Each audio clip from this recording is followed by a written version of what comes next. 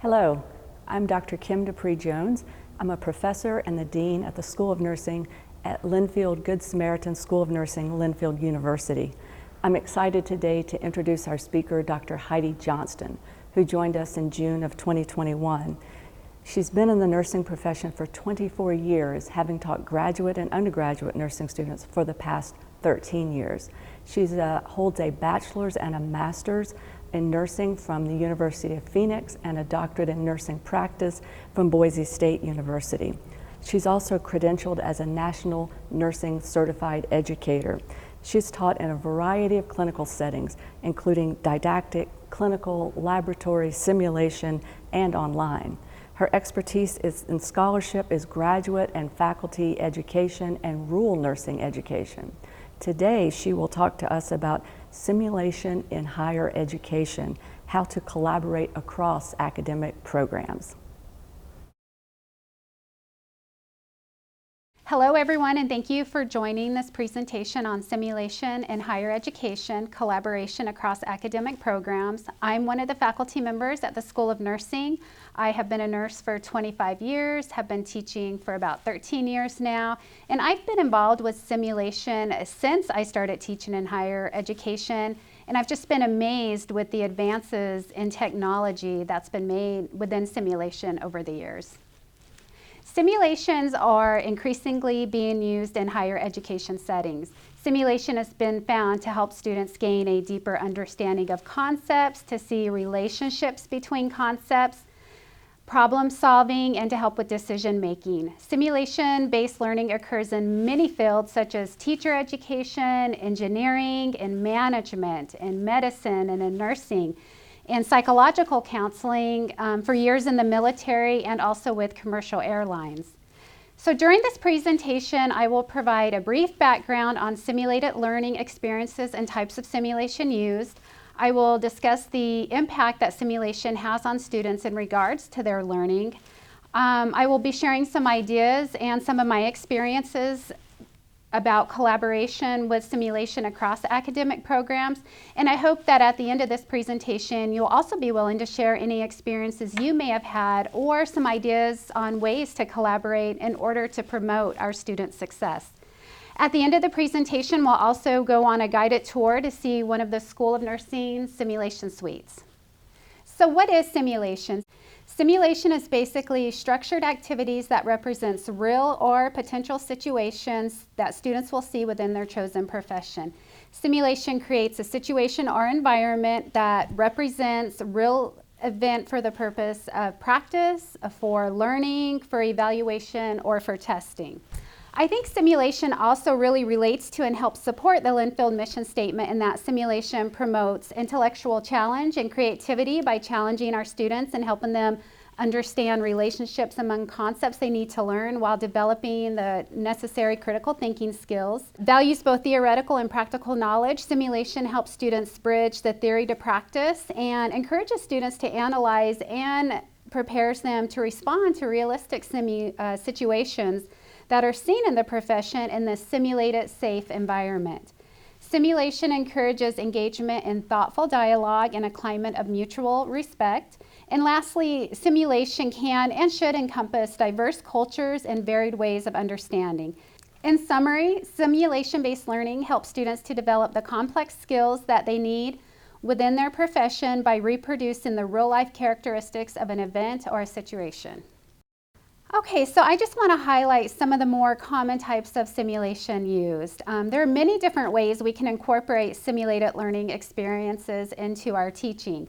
While some simulations are really more simple and can be easily developed, there are other types of simulations that are more complex that require increased planning and more use of resources, such as when developing a scenario using standardized actors or mannequins.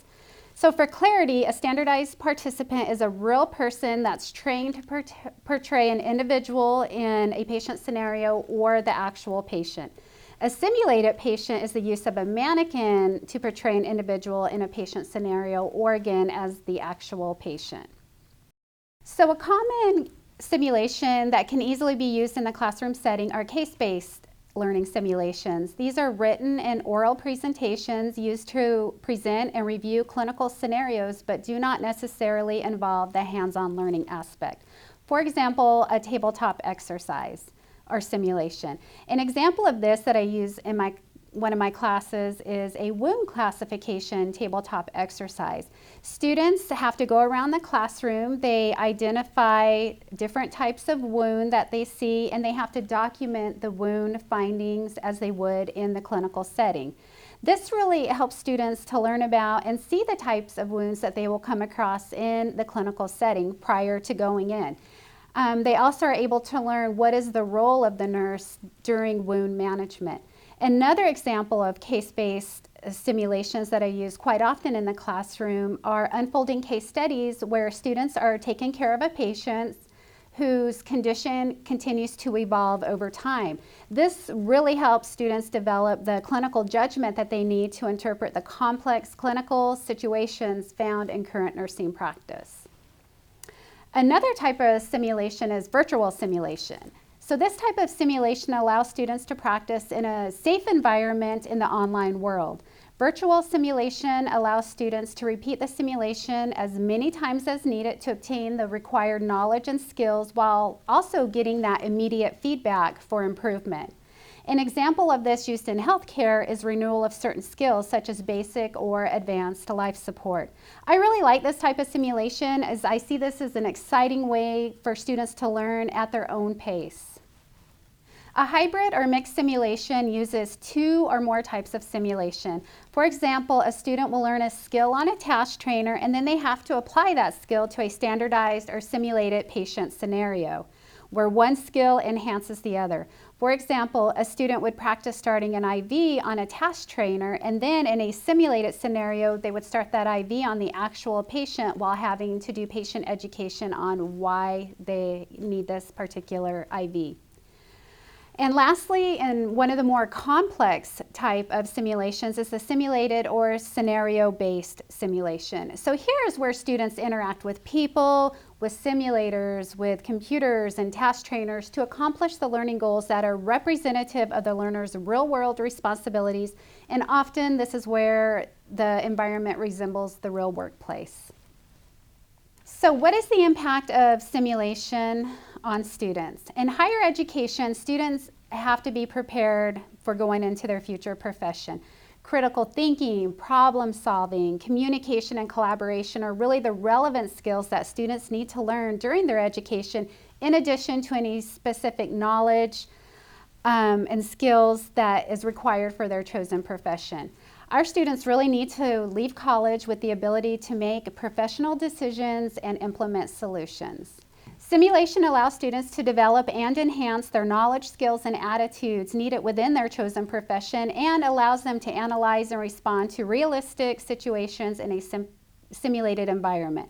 Simulation develops critical thinking. It helps students learn to analyze and to synthesize and to evaluate information and how to problem solve. Simulation provides that safe environment and helps students learn to strengthen communication and collaboration skills and allows for students from different disciplinary and cultural backgrounds to apply their knowledge and skills to tackle interdisciplinary problems. The nature of simulation reflects decisions made in the real world while providing opportunities to acquire or improve problem-solving skills and helping students to understand the real world within their profession. Simply, simulation helps students take what they learn in theory and apply into practice. While simulation may feel overwhelming to incorporate into your teaching, there's a lot of evidence to support simulation in higher education, and there's many valid and reliable tools to help integrate simulation into your curriculum. So what are some ways we can collaborate? So I'll share some examples that I've done in the past with collaboration across programs. So one example is when I was able to work with paramedic faculty and we developed a tabletop exercise for triaging patients during a simulated disaster. So we paired paramedic students and we paired nursing students, and together they had to go around in the room and they had to triage patients based on a picture and the scenario. So really what happened here is students were able to really learn from each other in these different disciplines how to approach caring for patients both in the field and also when they're transferred to the clinical setting. So really it helps students have a better understanding of interprofessional disciplines and help them to realize the different roles. Another in-class simulation I developed involved collaborating with the theater department and chaplain services at the local hospitals. I used an infant mannequin in the classroom that had experienced a negative outcome, and I worked with the theater arts faculty to help prepare 2 theater students to portray grieving parents, and a chaplain from the local hospital came to provide support and counsel for the grieving parents. Another faculty member I had come in and portray the nurse within the scenario. And this simulation really helped pull in different disciplines to create a learning moment for students when learning about end-of-life issues.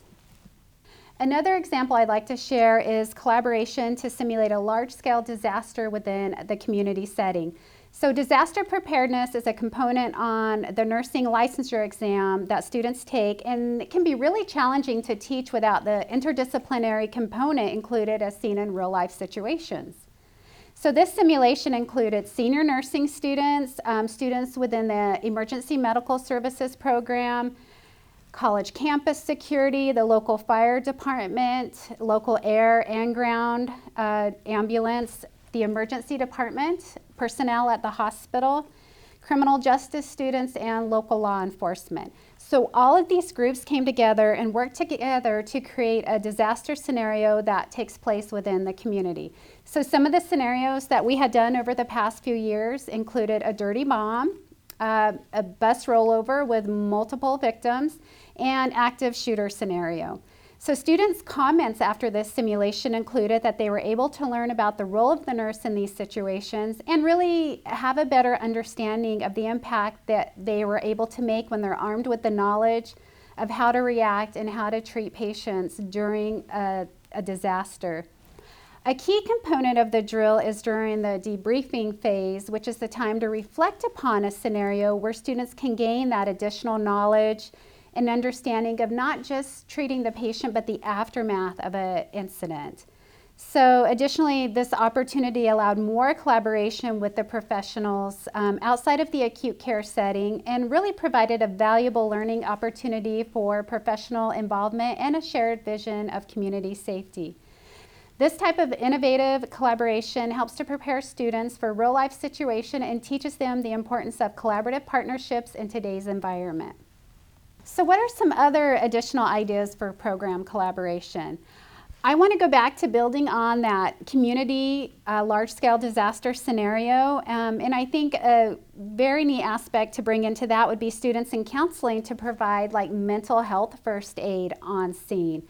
Or I was also thinking, how about students in journalism and media studies? These students could be on site to recover or report the event as it is unfolding.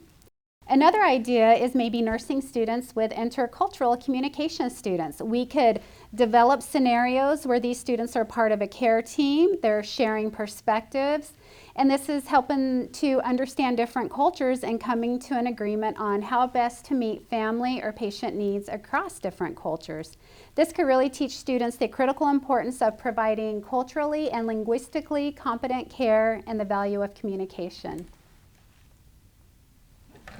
I came across another study that addressed simulation-based learning experience with nutrition and dietetic students and exercise physiology students.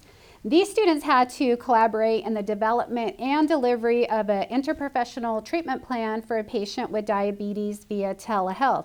Again, bringing in 2 completely different academic programs together to create a team in order to improve particular patient outcomes. Also, how about a collaboration between nursing, education, psychology, and social work programs with a focus on challenges facing families who are low income? This simulation was actually done at a university so that students could better understand particular challenges and problems that many people in communities face on a daily basis and to get students to embrace helping others. And lastly, a simulation between public health students, economic students, and global studies students that focuses on a global problem requiring conflict prevention and resolution, economic integration, and public health resources. So really, this is just a few examples of collaboration across programs and disciplines, but there's so many more ideas out there just waiting to be developed and implemented.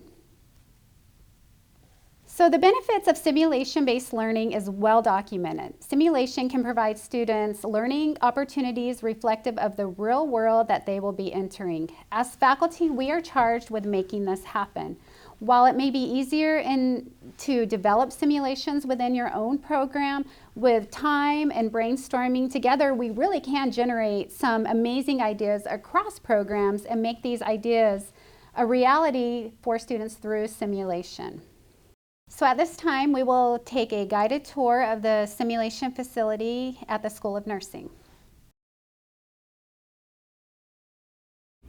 I would now like to introduce Kiki Fernero. She's assistant professor at the School of Nursing and our simulation coordinator, and she will be giving us a guided tour of our simulation suites. Hi everyone, I'm excited to show you around. So the first stop on our tour is a debrief room. In our sim center we actually have 10 debrief rooms, so we can run lots of sessions at the same time.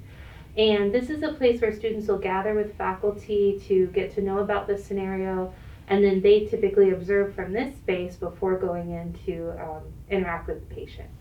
In this space we have the TV so that students can observe, a live stream of what's going on with the patient, telephone so that if they get any kind of lab orders or if they need to call a provider or something like that, they can reach us in the control room, or if they just have a general question. And then we always have a whiteboard and encourage them to make good use of space, so they're planning collaboratively as a group and thinking deeply about what's going on and what their next steps will be. So next on our tour is the Sim Suite. We have 4 of them here. This is the space where patients actually receive their care and where the interactions happen. And in each Sim Suite we have several mics and cameras so that we can capture interactions from various angles and be able to hear really well from different spaces. So then the interaction is live streamed to the debrief room. So now we're going to introduce you to some of our mannequins or simulators. We have several of them, all with a range of capabilities, so we're going to kind of move from lower tech to higher tech. This is what they call a model Nurse Kelly, and he has abdominal sounds, heart sounds, lung sounds. We can provide voice for him, and he has some limited vocalizations as well. You can cath him, some basic functions, but he's overall a lower tech mannequin. You're not supposed to stick him or do invasive procedures very much with him. A higher tech mannequin, one of our highest here, is Mediman. And as you can see, he can actually blink his eyes. You can create tongue swelling, throat swelling for him. He can sweat, he can tear. He has heart, lung, abdominal sounds. And you can do invasive procedures on him as well. He's really heavy and very durable. I was told that he was created for military exercises. So all of our sim suites are actually standardized so that a student nurse can walk into any room and know where the equipment is. They're also given orientation beforehand so they're able to look at all the cabinets and everything, but they're all set up in a very standardized way.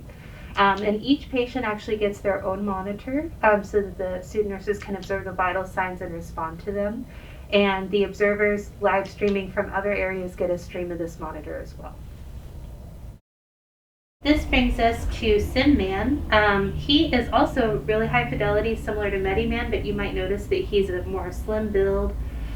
He also blinks, he can tear, he has heart, lung, and abdominal sounds.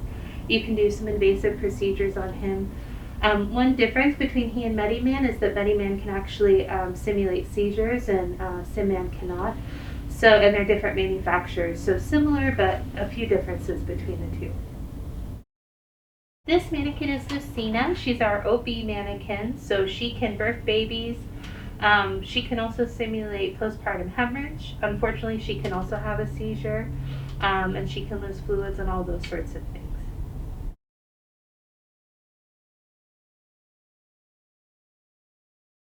Good morning, Charlie. How are you?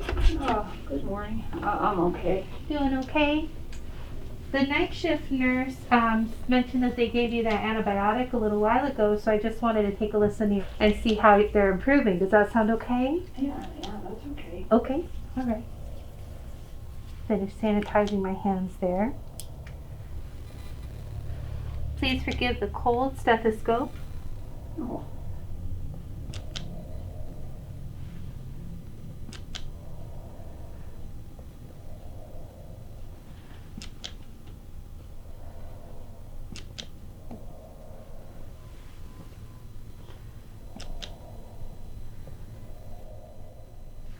All right, how does your work of breathing feel?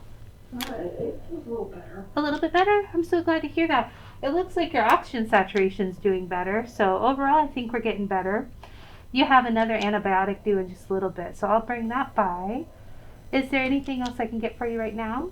I don't believe so. Okay, well we'll be back in a little bit, but if you need anything before then, just hit the call button on your bed there, okay? Okay. Okay, Thank thanks you. so much. Take care.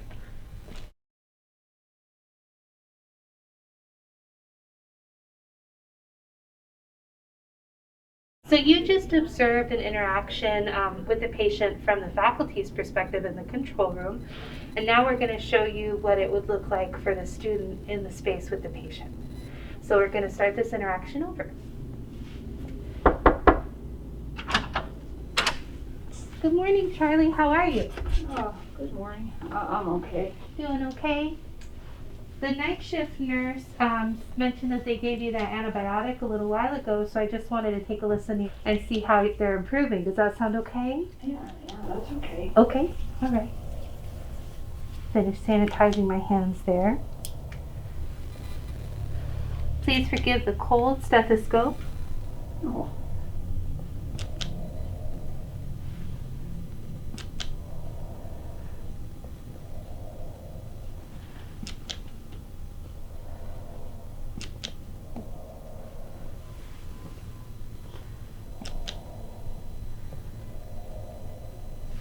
All right, how does your work of breathing feel? it feels a little better. A little bit better? I'm so glad to hear that. It looks like your oxygen saturation is doing better, so overall I think we're getting better. You have another antibiotic due in just a little bit, so I'll bring that by. Is there anything else I can get for you right now? I don't believe so. Okay, well we'll be back in a little bit, but if you need anything before then, just hit the call button on your bed there, okay? Okay. Okay, Thank thanks you. so much. Take care.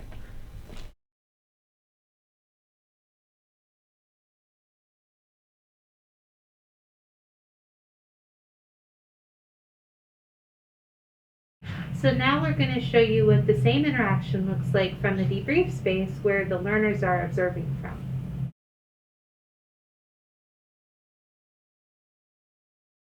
Good morning, Charlie. How are you? Oh, good morning. I'm okay. Doing okay? The night shift nurse mentioned that they gave you that antibiotic a little while ago, so I just wanted to take a listen and see how they're improving. Does that sound okay? Yeah, that's okay. Okay, all right. Finish sanitizing my hands there. Please forgive the cold stethoscope. Oh,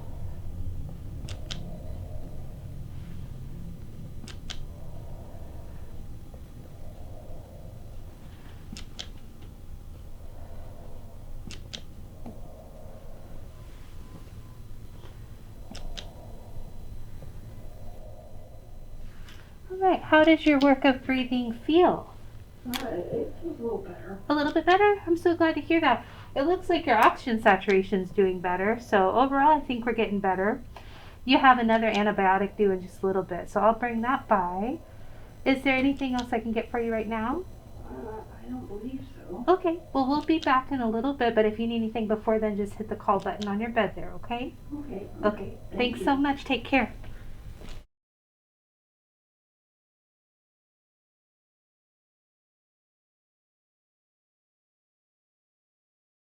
Okay, now I would love to hear of any experiences you may have had with simulation in higher education or any ideas you have to collaborate on. Again, thank you for joining, and I would be happy to answer any questions you may have.